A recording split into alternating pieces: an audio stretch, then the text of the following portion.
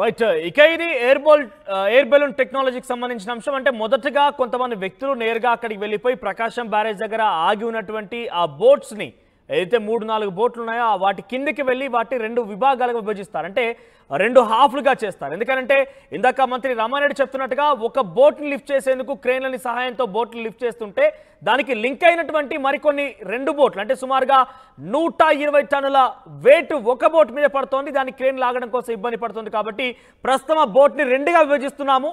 2గా చీల్చిన తర్వాత కొన్ని air balloon సహాయంతో ఆ నీటిలో ఉన్నటువంటి ఆ బోట్స్ని ఆ ముక్కలని కాస్త సెకండ్ హాఫ్ని కాస్త అంటే ఆ 2 ముక్కలని కాస్త కొంత పైకి లేపుతాము. ఆ ఎయిర్ బెలూన్ అని కూడా ఆ వెయిట్ని పైకి లేపుతాయి. ఆ తర్వాత క్రేన్ల సహాయంతో వాటిని కొంత బయటకు తీసుకొచ్చే ప్రయత్నం చేస్తామని చెప్తున్నారు. ఎస్, మీరు చూడొచ్చు అక్కడ కొనసాగుతున్నాయి ప్రస్తుతం పనులవన్నీ కూడా. సో అక్కడ ఆ వ్యక్తులు కిందికి వెళ్ళి కట్ చేస్తున్న నేపథ్యంలో పైకి బుడగల్లాగా కొన్ని వాటర్ మీద మెరుపులు కూడా కనబడుతున్నాయి. ఎస్, ఇక్కడ మీరు చూడొచ్చు మెరుపులు కనబడుతున్నాయి, మంటల ఆ దృశ్యాలు మనకు కనబడుతున్నాయి. కింద బోట్ కటింగ్ నడుస్తుంది. అంటే ఒక బోట్ని 2 భాగాలుగా మొదటి కొంత మధ్యలో కట్ చేసి 2 విభాగాలుగా విభజిస్తారు. దీంతో ఆ 40 టన్నుల బోట్ కాస్త 20 టన్నులుగా మారిపోతుంది. సో దాన్ని మళ్ళీ ఇంకా విభజించే అవకాశం కూడా ఉంది. ఎందుకంటే అది తేలికగా బయటికి రాదు కాబట్టి వాటిని ఎయిర్ బెలూన్ సహాయంతో పైకి కొంచెం లిఫ్ట్ చేస్తారు. వాటికి ఎయిర్ బెలూన్స్ కట్టడంతో అవి కొంత పైకి తేలుతాయి. అంటే ఆ భూమిలో నుంచి కొంచెం పైకి వస్తాయి. వెంటనే వాటిని క్రేన్ల సహాయంతో బయటికి లాగేస్తారు. ఎస్, ఈ టెక్నాలజీ ఇంప్లిమెంట్ చేస్తున్నారు. గతంలో ఈ టెక్నాలజీ పులిచింతలపల్లి దగ్గర కూడా జరిగినట్టు తెలుస్తోంది. ఎస్, దీనికి సంబంధించి అక్కడ పూర్తి స్థాయి సమాచారం ప్రతినిధి గయాజ్ అందిస్తారు. Yes Gayaz. Welcome to RTV. నేను మీ గయాజ్ని. విజయవాడలోని ప్రకాశం బ్యారేజ్ మీద ఉన్నాం. ప్రస్తుతం ఇక్కడ 4 బోటు పడవలు కూడా ఇక్కడ ఇరుక్కోవడం జరిగింది. వీటిని బయటికి తీయడం కోసము అధికారులు గత 3-4 రోజుల నుంచి గట్టి ప్రయత్నాలు అయితే చేస్తున్నారు. భారీ మిషనరీతో వచ్చి ఇక్కడ గత 2 రోజుల నుంచి కూడా పనులు చేపట్టినప్పటికీ ఇక్కడ కనీసం ఆ గేట్ల లోపల 4 బోట్లు ఇరుక్కుని పోయి ఉన్నాయి. వాటిని తీయడానికి సాధ్యం కాని పరిస్థితి ఏర్పడి ఉంది. అయితే ప్రత్యేక నిపుణులను కూడా వైజాగ్ అదేవిధంగా కాకినాడ నుంచి కూడా తీసుకుని రావడం జరిగింది. గత 3 రోజుల నుంచి ప్రొక్లైన్లతో భారీ వాహనాలతో వాటిని తీసేందుకు ముమ్మర ప్రయత్నాలు చేస్తున్నప్పటికీ ఏమాత్రం కూడా అవి ఇచ్చేయడం లేదు. అంటే ఒక్కొక్క బోటు వచ్చి 150 టన్నుల వరకు ఉంటుంది. అలాంటిది 4 బోట్లు అంటే ఒకదాని మీద ఒకటి ఈ బ్యారేజ్ లోపల గేట్లను ఢీకొనడం జరిగింది. అయితే ఈ లోపల కూడా చాలా డ్యామేజ్ అవ్వడం జరిగింది.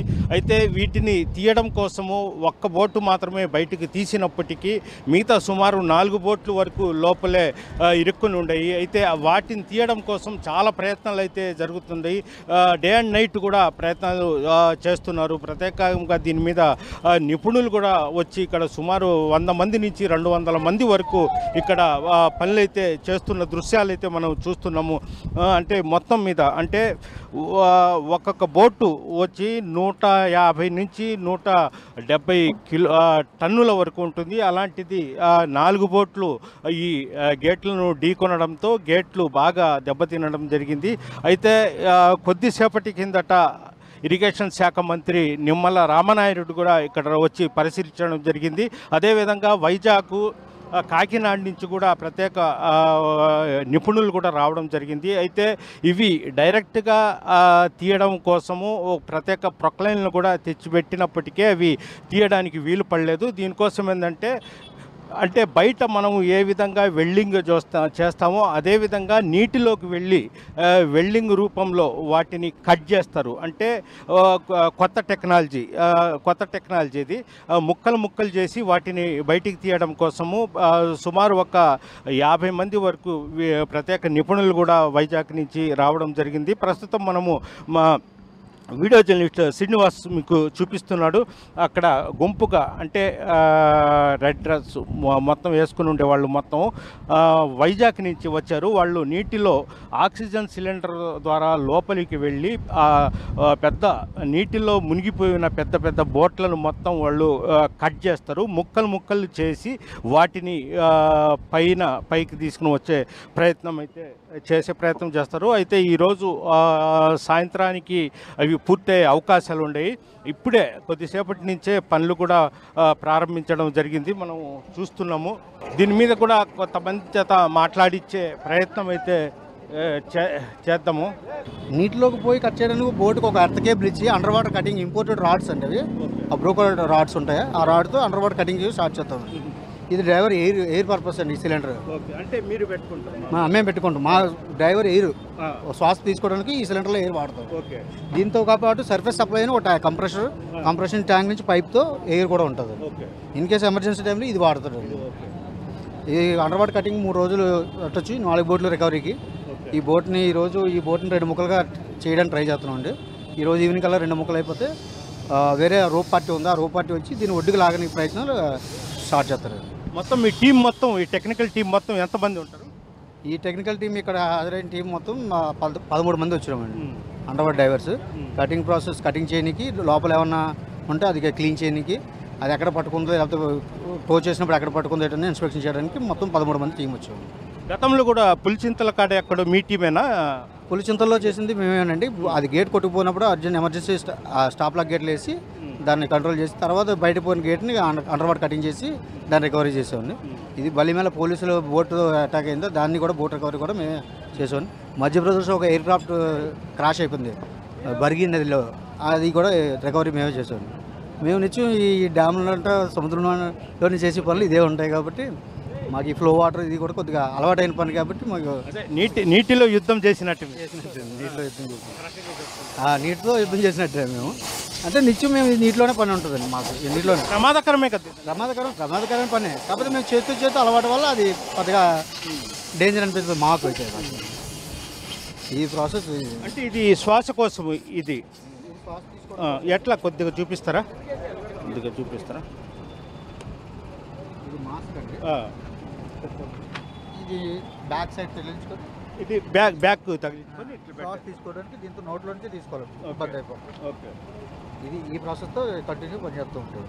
ఇప్పుడు వెల్డింగ్ టైపే కదా లోపల మీరు కట్ చేసేది, అది ఎలా సాధ్యమవుతుంది వాటర్లో? అండర్ వాటర్ కటింగ్ అనేది బ్రోకర్ రాడ్, సెపరేట్గా రాడ్ అండి. అది ఇంపోర్టెడ్. ఆ రాడ్తో కట్ చేస్తాం అనమాట. దాని టార్చ్ కానీ రాడ్ కానీ ఇంపోర్టెడ్, ఇక్కడ దొరకదు. బయట నుంచి తెచ్చుకున్నారు అవి, విదేశాలు తెచ్చినవి. అవి ఇక్కడ రాడ్లు కట్ చేస్తాం. మేము సరిపడగా ఒక 4 బాక్సులు రాడ్లు ఇచ్చామండి. 400 రాడ్లు సరిపోవచ్చని మేము మా అంచనా. సరిపోయినా మళ్ళీ వెంటనే ఫ్లైట్లో వస్తాయి. ఆల్రెడీ వైజాగ్లో స్టోర్లు కూడా ఉన్నాయి. రాడ్స్ని ఏం పిలుస్తారు? అవి అండి Broco under water cutting rod. Broco under water cutting rod. Torch కూడా అండర్ వాటర్ కటింగ్ టార్చ్ ఉంటుంది. ఆ టార్చ్లో రాడ్ ఫిట్ చేసి పవర్తో వాడతామండి. పవర్తో కరెంట్తోనే వాడతాం. దానితో ఆక్సిజన్ కూడా వాడతామండి. ఆక్సిజన్ ఏంటంటే దీని తాలూకా ఎక్కడ ప్లేస్ ఉందో ఆ ప్లేస్కి చీల్చి దానికి డైరెక్ట్ పాయింట్ని ట్రేస్ చేసి పడుతుంది. పెట్టిన తర్వాత మనం స్టార్ట్ చేయగానే కాలుతూ ఉంటుందండి రాడ్. అది అండర్ వాటర్ కటింగ్ అవుతుంది. ఈ కింద మాకు ఇప్పుడు సిల్ట్ ఇది ఫార్మేషన్ ఇవన్నీ చెక్ చేసుకొని దీన్ని బట్టి మేము చాలా ఫాస్ట్గానే చేయడానికి ట్రై చేస్తాం. ముందు మీరు లోపల వెళ్ళి మొత్తం చూస్తారు, ఫస్ట్ ఇన్స్పెక్షన్ చేసుకుని దానికి ఏమైనా రిమూవ్ చేయాల్సి ఉంటే రిమూవ్ చేసి under water cutting process start చేస్తాం. ఇప్పుడు లోపల ఏదైనా వాటర్లో లైటింగ్ అట్లా మీకు అండర్ వాటర్ టార్చ్ కూడా ఉందండి. కానీ ఈ వాటర్ ఇంత విజిబిలిటీ ఉండదు కాబట్టి దీన్ని అందాజుగా గుడ్డుగానే చేయడం ఉంది. అలవాటు అయిన దాని మీద గుడ్డుగా కట్ చేసేది ఉంటుంది. వాటర్ విజిబిలిటీ లేదు మెయిన్. అది దీని రివర్ వాటర్లో ఫ్లడ్ వాటర్కి విజిబిలిటీ ఉండదు. దీంట్లో కూడా చేసిన రోజులు చేసాం కాబట్టి మాకు పర్లేదు.